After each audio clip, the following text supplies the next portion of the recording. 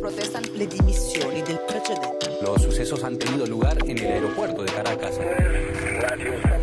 Un segundo túnel en construcción. هذه جاءت من دولة. If you come illegally.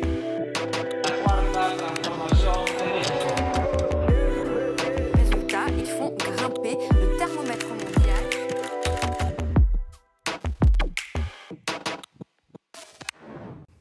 Bienvenidos a Mextranjeros, su programa semanal de análisis de la actualidad con periodistas de otros países. Como siempre, vamos a analizar las noticias que pueden tener impacto tanto en México como en el mundo. Hoy comenzaremos con el plan de austeridad y el de emergencia que ha lanzado el gobierno federal. Seguiremos con la relación conflictiva que tiene nuestro presidente con la prensa y terminaremos con un análisis de la estrepitosa caída de los precios del petróleo y el impacto que puede tener esto en el mundo. Antes que eso, los dejo con los titulares de la prensa internacional y nos vemos enseguida.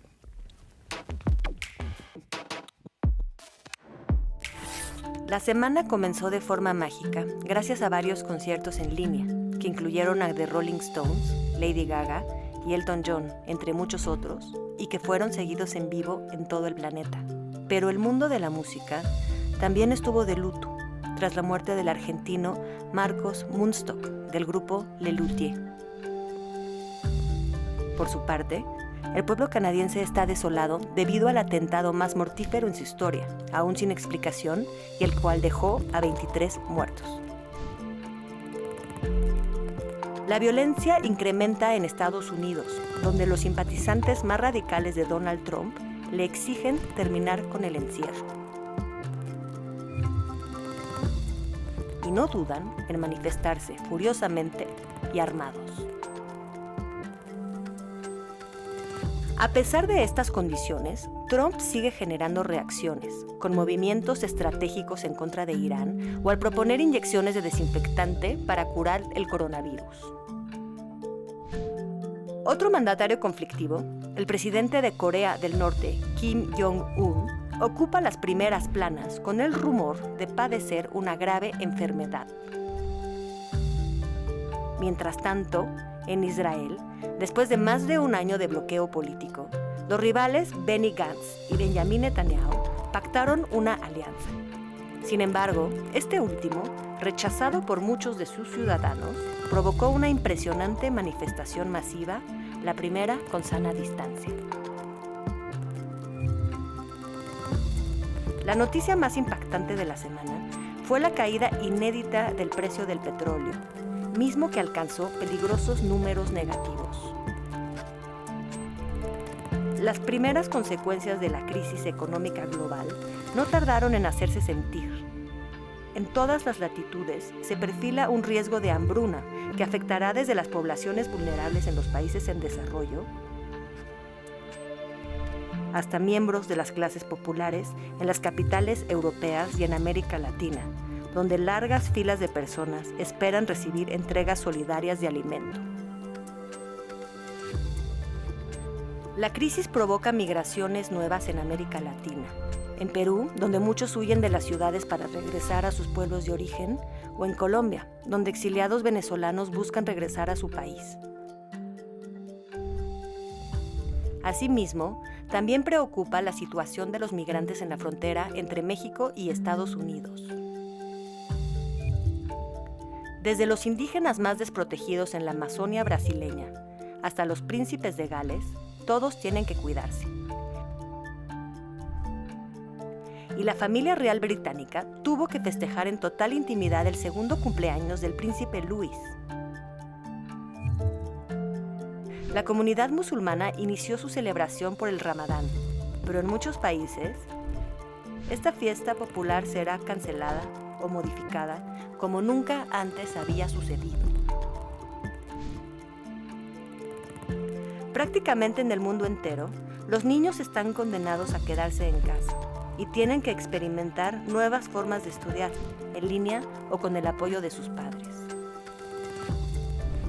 Pero el regreso a clases se prepara y se organiza con muchos cambios, tanto en Alemania como en China. Una cosa es clara ahora: no regresaremos pronto a la normalidad. Y para terminar, atestiguamos la tristeza de los españoles por el festejo aislado en el Día del Libro y la Rosa. Pero en este contexto tan difícil, la imaginación y la solidaridad lograron dar un poco de esperanza. Ustedes quizá ya conocen a algunos de nuestros invitados de hoy, a quienes agradezco con muy particular afección el haber llegado hasta aquí en estas circunstancias difíciles. Los otros corresponsales que llegarán después de la pandemia no han podido venir por circunstancias personales muy comprensibles en esta situación, pero yo festejo que estemos aquí, en cierto modo, más en familia, de manera que podamos conocernos mejor y afincar los puntos de vista. Entonces, muchísimas gracias a ustedes por acudir al llamado. Y bueno, pues para quienes no lo conocen o no lo vieron en nuestro primer programa, les presento a Massimo Barzisa. Él es un periodista originario del norte de Italia y dirige el diario Punto d'Incontro, que es un medio digital italo-mexicano. Bienvenido. Muchas gracias. ¿Qué nota nos puedes compartir? ¿Qué rescataste de esta cascada de noticias a la que estamos expuestos? Hay una videoconferencia de trabajo que se llevó a cabo hace unos días entre un médico de uno de los principales hospitales de Bolonia, en Italia, el encargado del departamento de infectología, y su equipo de trabajo, que describe algunas de las características de cómo evoluciona esta enfermedad, que creo que son interesantes de mencionar. Entonces, en primer lugar, habla de una primera reacción y sintomatología que es exclusivamente viral, y de una segunda etapa en donde el cuerpo reacciona a esta parte viral de la enfermedad. Eso es una evolución normal en prácticamente todas las enfermedades virales. Lo que pasa con el COVID-19 en particular es que la reacción en el 20% de los casos se sale de control y empieza a provocar efectos desastrosos en el cuerpo, cosa que no sucede hasta con otros coronavirus que hemos tenido en situaciones anteriores.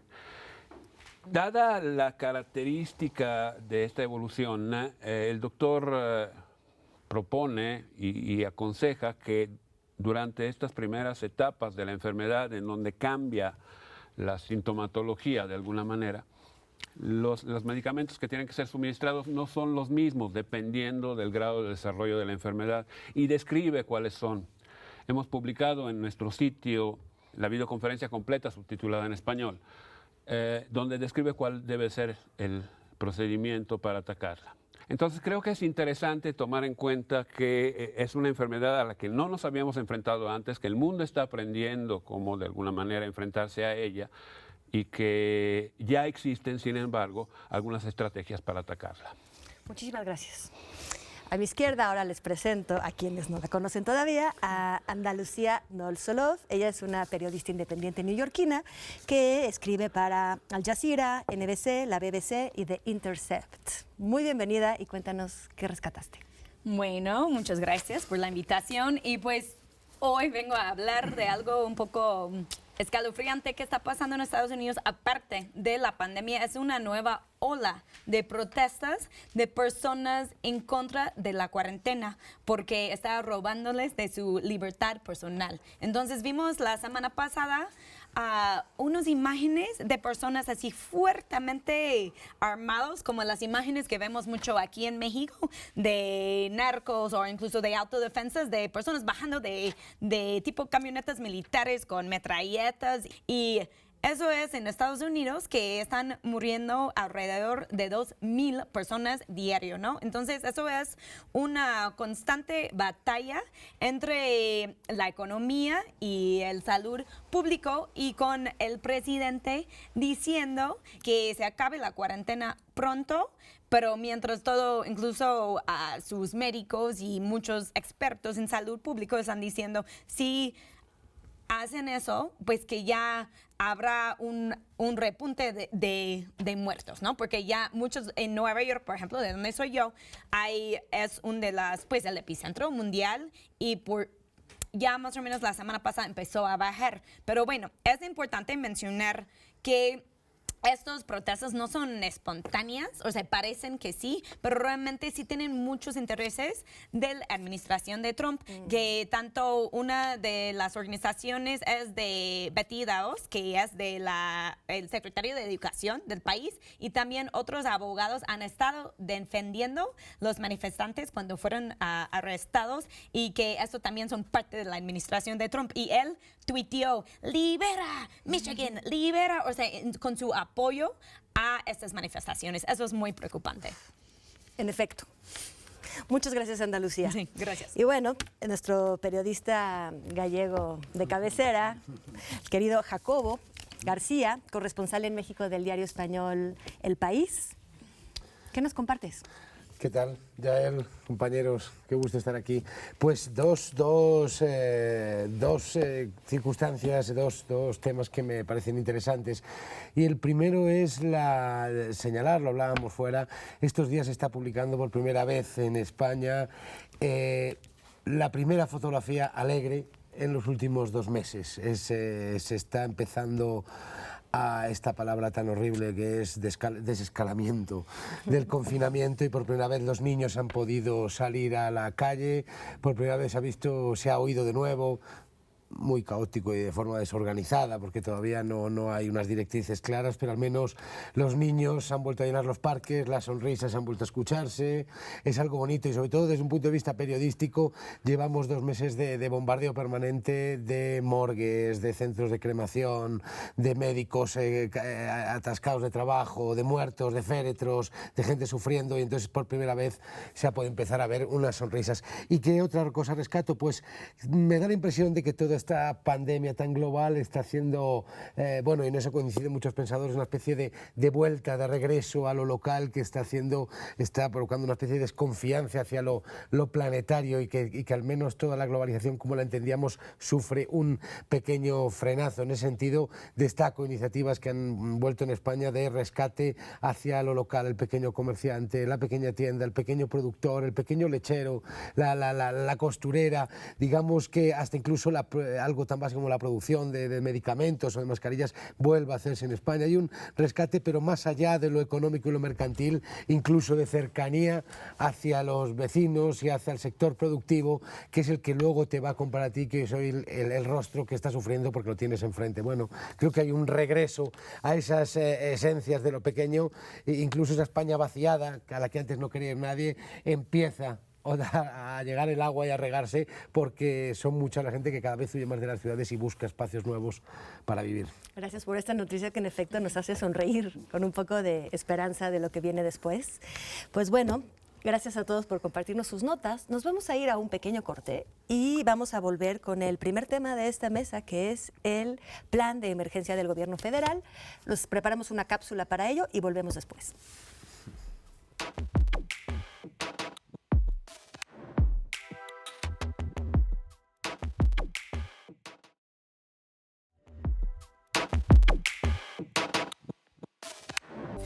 Eficiencia, honestidad y austeridad son los pilares para el plan de emergencia decretado este 22 de abril por el presidente Andrés Manuel López Obrador ante la emergencia causada por COVID-19.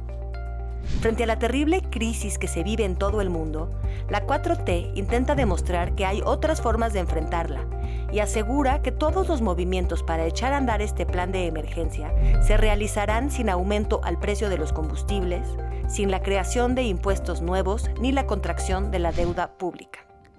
Se invertirán 622.556 millones de pesos para aumentar el presupuesto destinado a proyectos y programas sociales. Todo esto para proteger al 70% de los mexicanos y a 25 millones de hogares, sobre todo del sector más pobre y de la clase media. Por otro lado, este jueves 23 de abril entró en vigor la ley de amnistía, que consiste en liberar a personas que no cometieron delitos graves y a personas en situación de extrema vulnerabilidad, con el fin de prevenir la multiplicación de contagios en las cárceles federales del país. Con estas decisiones, una vez más el presidente apuesta por su famoso primero los pobres. Sin embargo, al mantener como prioridad sus obras emblemáticas, como el aeropuerto de Santa Lucía, la refinería Dos Bocas y el Tren Maya, sin un proyecto de rescate al sector privado, López Obrador ha provocado muchos cuestionamientos sobre la pertinencia de las mismas. Pues bien, ya tenemos un plan de emergencia. ¿Qué podemos rescatar de este plan y qué les inquietaría?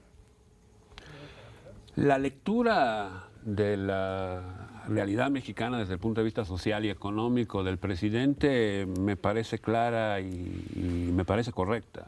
Ciertamente el país necesita un apoyo a un grupo enorme, un porcentaje muy alto de la población que no ha podido desarrollarse como debió haberse desarrollado desde hace décadas. Eso es absolutamente correcto, y entonces la idea de aumentar el presupuesto para apoyo a a este grupo de la población me parece atinada. Se ha ciertamente pospuesto, cosa que no se había hecho en los primeros días, la fecha límite para el pago de impuestos en México, cosa que también había sido criticada en un principio. Entonces yo creo que no se ha suspendido como sucedió en otros países, pero por lo menos se ha pospuesto la fecha. Falta ciertamente apoyo para el sector empresarial, para el sector industrial. La parte que preocupa es pensar que el 70% de la población que va a ser rescatado, o que por lo menos va a ser apoyado, está completamente desligado del sector empresarial. No existe esa falta de conexión, están ligados, efectivamente. Entonces la falta de apoyo al sector empresarial puede tener repercusiones más adelante también sobre la parte de la población que está sufriendo más en este momento. Esa es, digamos, en resumen, lo que podría ser una primera visión de lo que está sucediendo. Yo coincido con Máximo que el enfoque tan global y además abarcando no solo lo que es la industria del comercio formal, sino abriéndolo y abarcándolo a distintas capas de la sociedad que van a ser las más afectadas, es importantísimo, y es quizá el principal acierto comparado con otros planes que se han puesto en otros países. Pero está claro que la referencia o la relación de México tiene que compararse con economías que también mantienen un 60-70% de economía informal, que es el continente. Y a mí lo que me preocupa de este plan es que parece más bien un plan de estímulo convencional en medio de un sexenio por el tamaño y el volumen, ¿no? Y el otro día salían datos del FMI donde lo comparaba en relación al tamaño de tu economía, cuánto es el apoyo de ese gobierno. En Chile y Brasil el plan de emergencia es realmente tal, es en torno al 10-12% de su PIB. Es que México está junto a Belice y Bahamas, o sea, no llega al 1% el volumen de ese tamaño de inversión. Siento que precisamente le falta eso, no se han dado cuenta todavía la parálisis tan grande que esto supone, y le falta a todo ese plan, le falta la principal palabra, que es emergencia. Se han destruido en el último mes 325.000 empleos. 325.000 el próximo año. Calcula la patronal que se llegará a los 1.300.000. Solo los de este último mes son los que se consiguieron crear el año pasado entero. O sea, el agujero es de tal tamaño. Y luego además pasa una cosa, oyes a la Coparmex o a la gran empresariado hablar y tiene un buen discurso, tiene unos buenos interlocutores, tiene capacidad de influir, tiene presencia en los medios y en el discurso. El propio presidente habla por esas capas desprotegidas y desfavorecidas que están abajo y a las que ha destinado gran parte de estos apoyos. ¿Qué pasa con todo lo que hay en el medio? ¿Qué pasa con las 4 millones de pymes que crean el 70% del empleo? Siento que navegan en esta crisis bastante huérfanas. Por supuesto. Sí, tiene un olorcillo también, como señalas, a plan de gobierno más o menos estable desde el inicio, ¿no? Bueno, a mí me parece interesante como este discurso de que el presidente habla, no somos como otros países, no somos neoliberales, eso ya ha muerto, que yo diría que no aquí, pero que habla, así como habló Jacobo, de los desafortunados, que hay que apoyar a ellos. Pero yo pregunto realmente cómo este plan de emergencia ayudaría a ellos, tanto los que trabajan en el sector formal y que todavía insiste en sus gran proyectos, los megaproyectos como el Tren Maya, que realmente ha tenido mucha resistencia de pueblos indígenas en Chiapas, en todas las partes por donde va a pasar, en Yucatán, Quintana Roo. Entonces, yo pregunto por qué siguen siendo esos proyectos una prioridad y también que esos proyectos sí tienen mucho que ver con un proyecto neoliberal. Entonces, ¿cómo es que está diciendo que no es neoliberal? Y también él está celebrando que ya el 1 de junio que van a implementar el TEMEC, el plan de comercio entre Estados Unidos, Canadá y México. Entonces, eso sí me hace un poquito de ruido, pero una cosa hablando de eso de como tomar cosas de los ricos para apoyar a los pobres. Un ejemplo que me hizo muy interesante de la semana pasada es que dijeron que van a usar el rancho que era de Javier Duarte, el rancho muy lujoso en Veracruz, ahora va a ser hospital para los de COVID. Entonces eso me parece como que su plan de emergencia, me gustaría ver más cosas así, que realmente es una redistribución de poder y dinero. Claro, sí, es un poco paradójica ciertas cosas porque parecen alinearse también con cosas neoliberales, precisamente, ¿no? Que es cierto desmantelamiento de Estado, señalan algunos. Otra parte que me preocupa ciertamente es que se habla mucho de préstamos a la parte de la informal de la economía. Y el préstamo a largo plazo va a ser una carga, bueno, a mediano plazo, va a ser una carga terrible para quienes lo reciban. O sea, a lo mejor al principio puede ayudar, pero si es crédito, si es préstamo, va a haber que pagarlo. Claro. Y no son estas microempresas mexicanas, microempresas que generan excedentes como para poder pagar créditos. Entonces, también la estructura financiera con la cual se está tratando de apoyar a esta parte de la población, francamente, tiene ciertos riesgos y amenazas que pueden ser a largo plazo importantes y muy dañinas. Percibo, o me da la impresión, quizá es aventurado, pero al ver las reacciones en el contexto en el que se mueve México, siento que puedo ser apresurado a la hora de juzgar algo, pero siento que hay poca conciencia de la gravedad del momento. Uno no tiene unos conocimientos especialmente científicos ni económicos sobre la situación, pero con el precio del petróleo como está, de lo que podemos hablar después, con la devaluación del peso respecto al dólar, o con ese decrecimiento de la moneda, con una situación de desempleo grande, con una parálisis económica paralizada, siento que el estímulo desde el Estado, entiendo que el no endeudamiento es una prioridad para López Obrador, pero de verdad que las cifras que daba antes, ¿no? O sea, Perú y Brasil no tienen otras herramientas que no tengamos los demás, y de verdad que ponen toda la carne en el asador, pero lo hace la Unión Europea, lo hace España, lo hace Italia, al ver la recesión, pero es que Honduras está invirtiendo el 1,5% de su PIB, es que El Salvador el 4%, es que República Dominicana el 2%, es que Chile el 7%, es que México está con Belice y Bahamas como si la tormenta fuera algo pasajera, cuando hasta la ubicación geográfica nos coloca en un sitio estratégico para ser más sensibles a esta crisis. Entonces sí que me da una impresión. Hoy precisamente se publica una entrevista con el secretario de Economía, con Arturo Herrera, donde nuestro titular era: no podemos implementar paquetes económicos como los de Alemania o como los de Europa. Hace una referencia. Y entonces cuando, no, pero si es que se trata un poco de la relación con el resto de países de tu entorno, me parece que falta todavía una sensación de saber en qué momento del tsunami estamos, ¿no? Y bueno, y entonces las leyes de austeridad en el gobierno, que es por donde quieren rescatar esto. Pero que una secretaría es un recorte, no. A mí me hace interesante también la falta de debate público y también con diputados, Senado. O sea, de eso, bueno, una de las cosas que hacemos en este programa es que hablamos de las experiencias de nuestros países, ¿no? En Estados Unidos ha sido muy controversial pues el estímulo, ¿no? Y muchos, porque pues hay mucho choque entre demócratas más izquierdistas y los republicanos.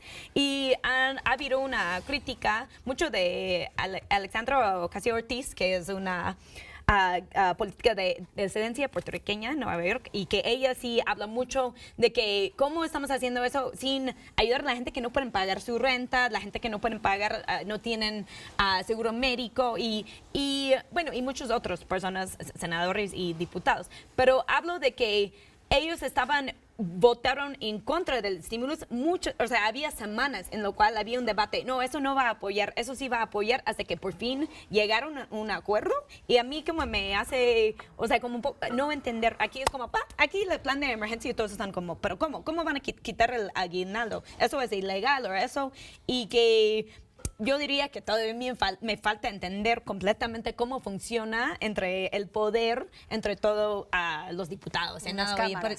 Sí, las cámaras. Pero que sí me parece que falta un debate crítico entre ellos y también con el público de que realmente es la mejor plan de emergencia para este país. Claro. Creo que podremos estar de acuerdo con esto. ¿Qué les parece si abordamos rápidamente, antes de que se acabe este bloque, el asunto tan original de la ley de amnistía? Claro, quisiera dar unos números nada más. La idea de la ley de amnistía está relacionada con el plan de emergencia, en teoría, por lo menos para evitar la sobrepoblación que puede provocar más contagios en las cárceles. Ahora, hablando de números, en México hay alrededor de 200,000 presos y los que se van a liberar son 6,000. Estamos hablando del 3% de los presos. No creo, francamente, que el 97% que quede no vaya a tener problemas de cercanía y de posibilidad de contagio. Suena más como a una ley que de todas maneras estaba en los planes del gobierno y se tomó el momento como para decir es el momento para pasarla al Congreso y que la apruebe. La ley, no tengo dudas de que está ciertamente bien hecha, o sea, la estructura de la ley como tal, no tengo críticas con respecto a quiénes van a ser liberados, por qué, y sobre todo al procedimiento. Va a pasar por un juez, que es lo que debe suceder. A cada caso. Qué contrastado, ¿no?, con lo que puede suceder en Salvador, por ejemplo. Coincido con Máximo completamente, creo que era una ley que estaba ya prevista, formaba parte del programa, de la campaña, o sea, no es ningún secreto que estaba esa ley, pero es que hasta Human Rights Watch pidió recientemente y reconocía que los centros de detención, o sea, las cárceles eran verdaderos epicentros del coronavirus, o podrían serlo, y ya pedía que liberaran a presos de la tercera edad, gente que está encarcelada sin juicio, gente que está en el último tramo de su condena. O sea, es el momento también de aplicar ciertas políticas, porque es que estamos en el momento de contingencia donde no puedes tener esas cárceles sobrepobladas que tenemos en América Latina. Y ahí viene El Salvador, también si quieres, ¿no? Creo que vamos a tener que hablar de El Salvador en la siguiente vida. Sí. No, pues yo creo que... Sí, bueno, rapidísimo. Sí, que eso es algo que ha pasado no solo en México, ¿no? En Argentina vimos así motines en las cárceles diciendo que tienen que liberar personas, y en Estados Unidos mucho también, y centros de detención de migrantes. Y sí es positivo eso de la ley de amnistía, y es importante mencionar, uno de la población entre esta ley es las personas que fueron encarcelados por, según, abortar ilegalmente, ¿no? Pero el problema es que la mayoría de los crímenes tienen que ser de nivel federal. Eso no ha cambiado de nivel estatal, y si pueden implementar una ley de amnistía estatal, ahí habrá muchas más personas que pueden ser liberados. Pero me parece muy bien que en esta crisis, que una sentencia en la cárcel no debe ser una sentencia de muerte, y eso es que sí está pasando con COVID. Muchísimas gracias. Nos vamos al siguiente bloque. Vamos a prepararnos para hablar de nuestro presidente y sus relaciones con la prensa. Volvemos.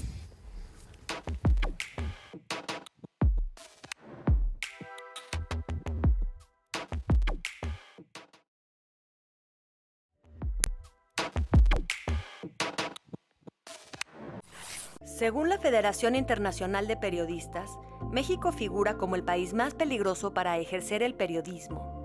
Sin embargo, reporteros comprometidos continúan a investigar e informar en temas cruciales. Incluso arriesgan sus vidas para reportar acerca del narcotráfico, la corrupción y los errores de los gobiernos.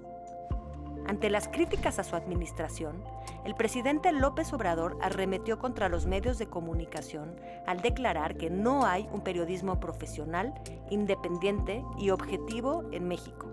E incluso aseveró que el trabajo de algunos periodistas que ejercen de manera profesional tiene que pasar por un departamento de corte y confección antes de ser publicado. El presidente considera que no pasa un día sin que se cuestione o descalifique su trabajo, y afirma que el periodismo no fue tan duro con los gobiernos que lo precedieron. También asegura que el periodismo actual es muy cercano al poder y muy distante del pueblo. Mientras aplaude a los medios que se alinean con su discurso, aquellos cuya cobertura no favorece su imagen han sido calificados de golpistas o prensa fifí, mentirosa y conservadora, enemiga de la Cuarta Transformación. En respuesta a sus declaraciones, la organización Artículo 19 hizo un llamado al presidente a abstenerse de emitir discursos que estigmaticen a la prensa y pidió a los directivos de los medios a que cumplan con su deber de garantizar los derechos de las audiencias. Bien, estamos de vuelta con nuestros periodistas extranjeros en un tema que escoce a la prensa mundial. Sí, pues ¿Qué pasa? ¿Qué está pasando entre nuestro presidente y la prensa? bueno, creo que es importante mencionar primero que no solo tiene que ver con el presidente, pero sabemos que México es uno de los países más peligrosos para ser periodista en todo el mundo. Y eso no ha cambiado por la pandemia. Como no ha cambiado cuántos homicidios hay, tampoco ha cambiado los ataques contra la prensa. Y desde que empezó la pandemia, dos reporteros, uno en Veracruz, María Elena Ferral, y en Guerrero, Víctor Fernando Álvarez, los dos fueron asesinados en el mes pasado. Entonces eso, desde que AMLO es presidente, 14 periodistas han sido asesinados, ¿no? Pero eso sigue también con la administración anterior de Peña Nieto. Y encima de eso, no solo tenemos la crisis de violencia contra nosotros y nuestros colegas, pero también una nueva crisis económica. Hay tantos periodistas y medios que han despedido a sus periodistas o han cortado sus sueldos porque ellos dicen que están sufriendo una crisis, aunque estamos en un momento cuando muchas más personas están leyendo las noticias, ¿no? Y yo que soy freelance y soy coordinadora de una organización, Frontline Freelance México, que aboga para los derechos de periodistas freelance, 90% de nuestros miembros han perdido la mayoría de su trabajo. Entonces, todo eso es una crisis laboral. También tenemos la crisis sanitaria, ¿no? Una periodista murió en México la semana pasada y denunció que tenía que seguir trabajando y no le permitía trabajar en casa, aunque que muchos tenían medidas por COVID. Y eso, decenas de periodistas en el mundo han muerto debido a COVID. Entonces, todo eso es la panorama y encima de eso tenemos como un poco de choque que hemos visto entre el presidente y los periodistas, donde dice que no hay medios independientes y de hecho una colega de nuestra organización, Reina Heidi Ramírez, dijo, no, presidente, yo pertenezco a muchos medios independientes, hay muchos periodistas en este país que sí tenemos ética y trabajamos en manera independiente, y él quedó un poco plasmado, no sabiendo cómo responder, pero también lo vimos ayer con él criticando a la portada de Proceso, que llamaba la fase 3 a una pesadilla, con una portada de una foto de donde estaban cremando cuerpos. Pero creo que sí, no solo es algo que pasa en las mañanas entre el presidente y la prensa, pero como tiene un gran impacto en un país donde es tan precaria y tan peligroso ser periodista. Entonces yo sí espero que esta situación pueda mejorar porque nos afecta mucho y nos pone en más riesgo. O sea, ¿crees que es imprudente hacer un lance contra el periodismo en esta situación que ya viven los periodistas? Sí, para decir cómo está pasando en Estados Unidos, Trump es 1000 veces peor que AMLO en sus respuestas a las periodistas. Cuando ellos han criticado a él por su reacción en frente de esa pandemia, él les dice que su actitud es mordaz o que no deben preguntar así, y hasta que él dice, no, estamos haciendo todo perfecto. Pero lo que sí no vemos en Estados Unidos, aunque que él critica muchos más a los periodistas, no vemos sus vidas en riesgo, ¿no? Entonces, como estamos en un país donde nuestras vidas, y yo hablo de yo siendo periodista, mis colegas aquí y todos los periodistas en el país estamos en riesgo, entonces es muy importante que tome esto en cuenta y que no nos estigmatiza más. De acuerdo. No, estoy totalmente de acuerdo. No se trata ya solo de un tema corporativo, sino que en el país más homicida para la prensa del mundo, el presidente no haya dedicado ni un minuto, ni una mención a los 14 periodistas muertos durante su gestión, a los 2 que han muerto en el último mes, pues es lamentable Y no es solo un tema, insisto, corporativo de defensa de un colectivo, más o menos limpio, más o menos bueno, más o menos corrupto, más o menos ético, ni más ni menos que el resto de colectivos que crean un país. Lo que ocurre es que en México estamos hablando de muertes y sobre todo estamos hablando de un colectivo que se ha ido descubriendo o se ha ido sabiendo su importancia y vinculado a la pandemia. Reporteros Sin Fronteras decía, si en México hubiera habido una prensa libre, no habría pandemia. O sea, el hecho de que haya una prensa que pueda trabajar en libertad, que investigue, que descubra y que ponga el acento en los casos en los que el gobierno no está llegando o lo está haciendo mal, creo que es fundamental. Yo no voy a un hospital, yo no me llevo los enfermos de casa para ponerlos en un hospital saturado y que hablen mal del gobierno, no se me ocurre. Sin embargo, entiendo que los colaboradores, a lo mejor que tiene el presidente, no le informan de una realidad en la que al fin y al cabo todos estamos en el mismo barco y la prensa somos un pulpo, los tentáculos de ese pulpo que llega a sitios y donde pueden informar. Ocurre que también López Obrador ha planteado esta estrategia de la tensión permanente en la conmigo contra mí, dedicar la semana pasada varias horas a portadas de medios de comunicación. No todo es un ataque continuo, no todo convive mal, lo lleva mal la crítica y decir que es el derecho de réplica del mandatario cuando está monopolizado el discurso oficial entre las mañaneras, 2 horas y media, más la conferencia de la tarde de Gatell, que podía ser científica, pero es científica / gubernamental, porque se hacen todo tipo de informaciones de autobombo del gobierno. Estamos hablando casi de 4 horas diarias en un momento de confinamiento. ¿Qué más quiere? O sea, esto no puede ser la asfixia permanente. Entonces, que periódicos que cada vez cuesta salir a la calle, publicar, mantener las redacciones, sean golpeados de esta manera, me parece, además de doloroso, me parece profundamente injusto. Me parece profundamente injusto y decir que a otros presidentes no se les golpeó. Lo que se le ha dicho a Calderón, a Peña Nieto, a Fox y a los anteriores, no sé, a mí se me acaban los calificativos y yo estaba aquí, no me lo han cantado, no me lo han he visto prensa. Lo que pasa es que esa era la prensa que le gustaba a López Obrador y era el proceso que le gustaba a López Obrador y era el Julio Ser que le gustaba a López Obrador o el Reforma, el Universal, pues porque de alguna forma contribuían a su causa. La situación ha cambiado y hoy es el mandatario y no creo que deba dedicarnos, ni somos tan importantes como para que nos dedique tantas horas diarias en sus mañaneras. Jacobo, en un inicio tomaste las palabras de un tercero para decir que no hay prensa libre en México. ¿Suscribes? No suscribo que no hay prensa libre en México. No creo que hay gente con mucho esfuerzo sigue haciendo periodismo con mayúsculas y sigue trabajando y partiéndose la madre para sacar noticias e información. Si hablamos con periodismo con mayúsculas, lo que todos coincidimos que debe ser, eso creo que se sigue haciendo con mucho trabajo y a la vista está que hay compañeros que lo hacen maravillosamente bien. Entonces meternos en ese saco de todos iguales, recogiendo lo que decía Andalucía, es que matan a los periodistas. Es que en un pueblo de Veracruz unas frases de López Obrador no se da cuenta que eso llega y que entonces tú eres culpable, tú trabajas para el gobierno, tú trabajas para el poder y entonces se ve con cierta naturalidad que no se investigue, que no se persiga, que no se detenga y que aquello no tenga justicia. Y de verdad, reclamo el mismo tiempo que nos dedica a las portadas o que dedica a los periódicos que le gusten, a los columnistas que no, que lo dedique para lamentar y ver quién está detrás de con resultados, no con críticas al sistema neoliberal, sino con resultados. Aquí está Pepe Pérez que mató y disparó el gatillo y valen para todos los casos que podemos recordar, porque son muchos los que están sin resolver o peor, con juicios farsa.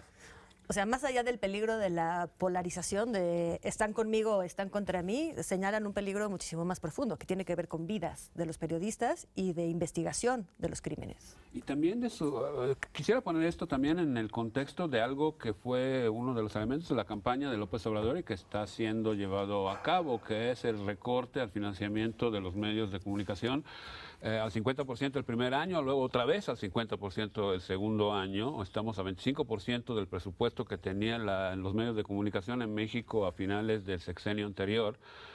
Eso ha provocado una fuerte tensión en los medios de comunicación, ciertamente. O sea, son víctimas de los recortes presupuestales del gobierno. Y el motivo por el cual lo está haciendo el presidente es un motivo que en principio podría ser correcto, evitar que la prensa esté comprada, digamos, por el aparato gubernamental. En la práctica, esto pone al gremio de los periodistas bajo una tensión muy fuerte, evidentemente, y que es difícil de sustituir en un país con las características demográficas que tiene México. En otros países, los suscriptores a través de Internet pueden a lo mejor comprar suscripciones. La población de México no es una población en su mayoría que se presta a ese tipo de soluciones. Por lo tanto, la situación financiera de los periódicos hoy en día en México es complicada y la solución no es sencilla. Eso también crea tensión, evidentemente, entre las dos partes, ¿no? Sí, no, es un dato. Es impresionante también la celeridad con la que se ha conseguido recortar la financiación oficial en los periódicos, y todavía en los partidos políticos estamos en veremos. Entonces, digamos que hay... Pero me parece correcta. Creo que además los medios no es justo que dependamos de la publicidad oficial ni de las dádivas del gobernador de turno. Y esto acelera y obliga a una transición, cuanto antes mejor, cuanto hagámosla, y vivamos de nuestros lectores y el apoyo que tenemos. Entiendo que y es muy duro, o sea, no hay muchos sectores que hayan sufrido un proceso de reconversión tan duro en un tiempo tan corto. O sea, no. Es importantísimo el contrabalance que hace este cuarto poder, ¿no? No puede depender forzosamente de recursos federales. En sus países, ¿cómo se lleva la prensa con los gobiernos o la prensa con los gobernantes? O sea, ¿cómo se está llevando esta relación, sobre todo también a la luz de lo que está sucediendo ahora? Bueno, yo creo que lo mencioné poquito, ¿no? O sea, pero la relación de la prensa con el presidente Trump es fatal. Pero ¿no? la prensa es muy fuerte en Estados Unidos. Sí, porque la prensa, él pues les puedes quitar de la lista de prensa que tiene acceso a las conferencias presidenciales pero ahí sí hay mucho más independencia. Como mencionó mi colega aquí, ellos, o sea, la gente paga para sus suscripciones a los periódicos, y también sí han sobrevivido más o menos a esta transición digital. Hace algunos años vimos muchos periódicos que despidieron a sus empleados y cerraron, pero los medios que han sobrevivido, sí, o sea, hay crisis de economía, pero todavía pueden tener periodismo un poco más independiente. Ellos dependen más de corporaciones, porque es donde vienen también el dinero. Pero yo creo que una cosa que es muy preocupante reciente del presidente es que él siempre llama a coronavirus the virus from China, o sea, que lo es de China, y eso ha provocado muchos ataques raciales contra gente de descendencia de Asia. Claro. Entonces, hay una reportera que creo que sí era de descendencia de China, y ella preguntó, ¿por qué haces eso? O sea, nos están atacando porque tú lo llamas China virus. Y él dijo, no, eso no es cierto, no sabes de qué hablas. O sea, como alguien diciendo de que eso sí es un tipo de racismo, él nunca escucha estas críticas. Entonces, sí es muy grave. Muy rápido porque se nos está acabando el tiempo. En España hay una relación, una situación de crispación, pero porque la situación política es crispación y la prensa es reflejo de esa realidad que hay, que es lo que entiendo que debe ser la prensa. El gobierno no tiene que llevarse bien o mal, es un dolor de muelas con el que hay que convivir y que forma parte del ecosistema político y mediático. Punto. Respondiendo a tu pregunta que ya contestó Jacobo, un poco pasa lo mismo en Italia. La prensa es crítica con respecto al gobierno.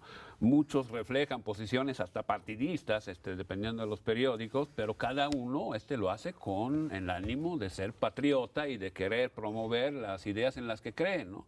Eso existe, definitivamente. Y entonces los que son más afines al gobierno desde el punto de vista ideológico lo apoyan, y la prensa que es más afín a la oposición, evidentemente lo ataca. Y lo ataca durísimo. Entonces cambian de bando dependiendo de quiénes estén en el gobierno, ¿no? Claro, suena sano. Pues muchísimas gracias. Nos vamos al siguiente bloque con una cápsula previa sobre la estrepitosa caída de los precios de petróleo en el mundo.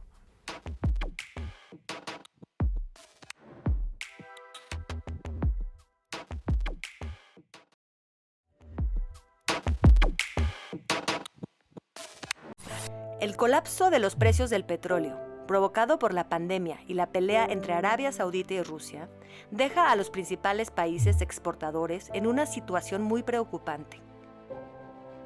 El 20 de abril, el referente para el precio mundial del crudo, el West Texas Intermediate, cerró su precio en menos $37.63 por barril.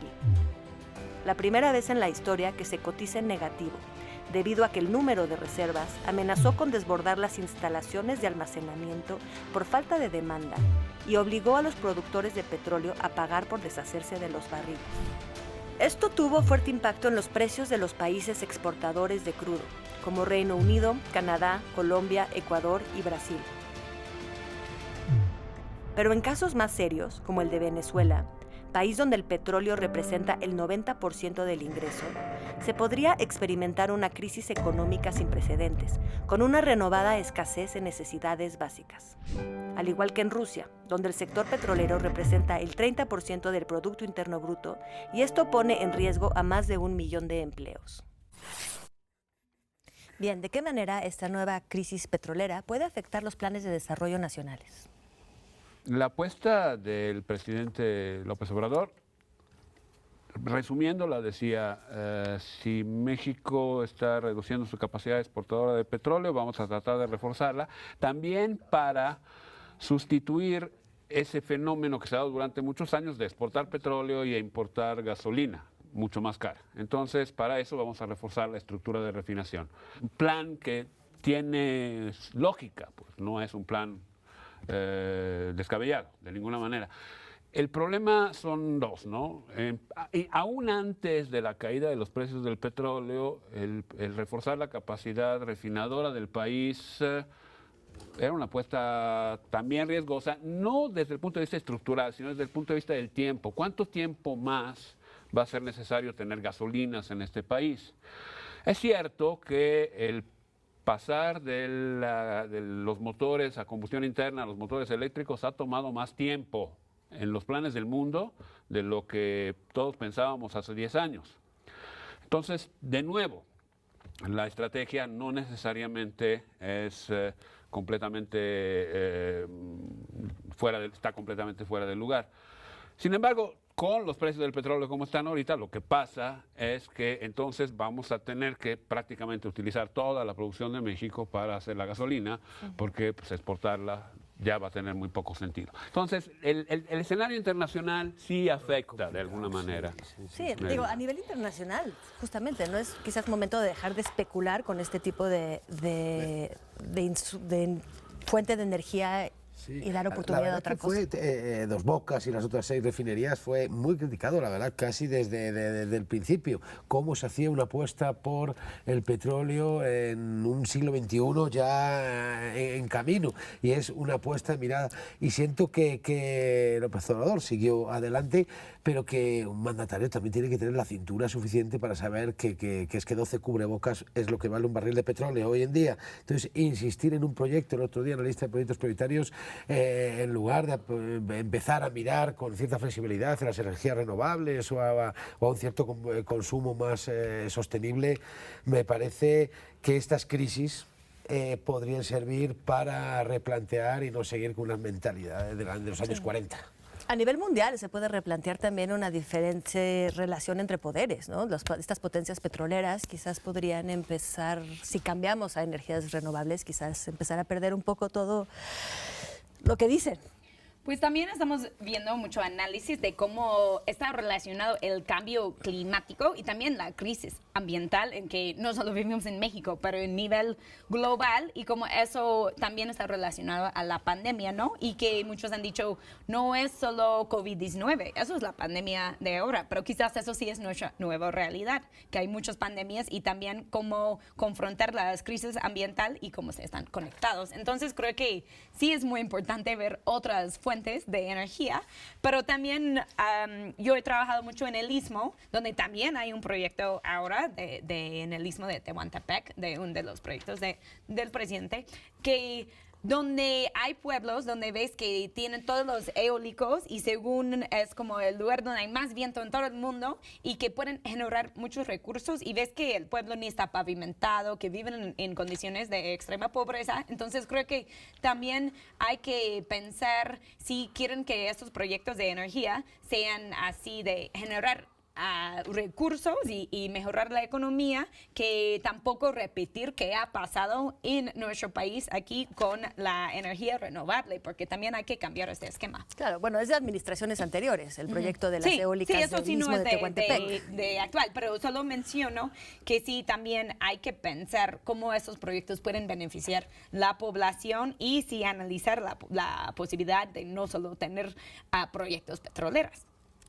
Claro, no, totalmente de acuerdo. Además, creo que conozco bien toda la zona de Juchitán y del Istmo y se han hecho auténticas barbaridades multinacionales de muchos países y creo que efectivamente no es un gran referente de modelo, pero al fin y al cabo es como todo, hacemos las cosas bien y con un sentido de proyección en el tiempo o intentamos ahora tapar los agujeros. Yo entiendo que el modelo petrolero, esto ha venido a ser el remate de algo que nos debe indicar dónde está el camino de salida, por mucho que sea la apuesta principal del país hoy en día, ¿no? Bueno, y ampliándolo a la escena internacional, pensando en países como Venezuela, pensando también en países como Rusia, pensando en Estados Unidos, en fin. Sí, México pretendía llegar a 2,5 millones de barriles.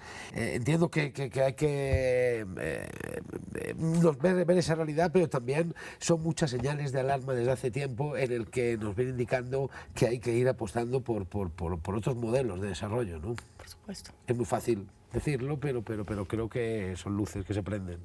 Hay muchas teorías sobre cómo va a cambiar el mundo después de esto y evidentemente la parte energética va a ser una. Ahora, ¿qué tan rápido pueda reaccionar el mundo a un nuevo modelo energético? O sea, pasar completamente a un modelo de energías renovables, dado que el porcentaje ahorita del mundo es relativamente bajo todavía, el que se utiliza no es un reto sencillo, ¿no? Evidentemente hay que acelerarlo, el mundo va a tener muchos incentivos para acelerarlo. Por cierto, quería comentar una cosa. Yo siempre, en las últimas semanas tengo la sensación que el mundo va a ser mejor después de esta pandemia. Hay un activista en la mesa. Máximo, de aquí nos vamos a tomar un cafecito tú y yo. Necesito recuperar un poco de ánimo. Hay muchas cosas, creo, que van encaminadas a solucionarse y que eran problemas que estaban latentes desde hace mucho tiempo y que no se había tomado una decisión con respecto a ellos, y creo que esta pandemia va a empujar a que se tomen decisiones, que se modifique la forma de trabajar del mundo, que se modifique la forma de generar energía en el mundo a favor del mundo. O sea, que muchos proyectos van a suceder antes de lo que estaba planeado precisamente por esto, ¿no? Sí, sin duda ha venido a desnudar muchísimas de nuestras fallas. Sí. Como lo que se suele decir, el mundo no volverá a ser normal porque lo de antes no era normal. Entonces, porque la normalidad era lo que fallaba, ¿no? Creo que está muy bien lo que dice. Pero también hay que ver cómo habla Naomi Klein en su libro de Capitalismo de Desastres, es como quienes pueden sacar provecho de esa situación. Y hemos visto en Estados Unidos, creo que los billonarios en estos últimos 2 meses han ganado muchos billones más, ¿no? Entonces hay billones de personas en el mundo más pobres, esos que sí están diciendo, y que las personas más ricas están sacando provecho. Sí. Ellos tienen sus búnkers abajo de un lugar donde que si hay una crisis van a ir a vivir con una piscina abajo de la tierra y estar bien. Pero una vez más la crisis está poniendo a la luz este problema de la desigualdad creciente, ¿no? Sí. Que es... Ya te jaló a su lado. Yo me voy con él. Ya cerremos el programa. Yo me voy con Máximo a tomar un café porque necesito un poco de reconforte emocional. Bueno, pues cerramos la mesa con esta nota positiva, con muchísimas cosas que reflexionar. Nos despedimos de nuestros invitados, les agradecemos muchísimo y nos despedimos de ustedes y los invitamos a vernos la próxima semana en la misma hora, mismo canal. Hasta luego.